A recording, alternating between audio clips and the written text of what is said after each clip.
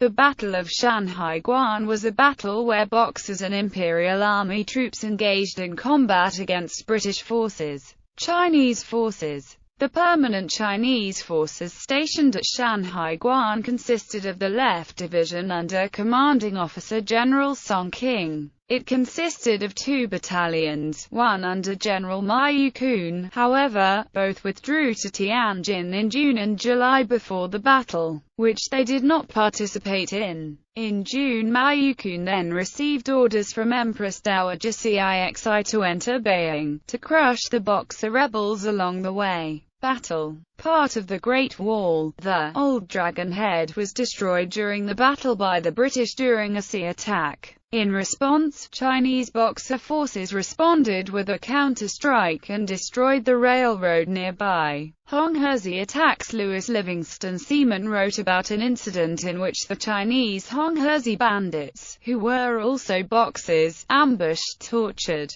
and executed an 8-nation alliance force consisting of Sikhs at Shanhaiguan. In January 1900, during the Boxer campaign, I chanced to be on the Great Wall of China at Shanhaiguan, when a party of 5 Sikhs, with 2 coolies and a cart, went through a gateway on a foraging expedition for wood. Shortly after, one of the coolies rushed back, so frightened he could hardly articulate, and reported that a party of mounted Hung Hutsars had swooped down on the Sikhs, who had carelessly neglected to take their arms, and had carried them off and stolen the ponies. The coolies had escaped by hiding in a nearby nullah. It was boots and saddles, and in less time than one can write it, the Royal Bengal Lancers, Baluchis, and Gurkhas were swarming over the hills in a vain hunt for their comrades and the Boxers. But they were late.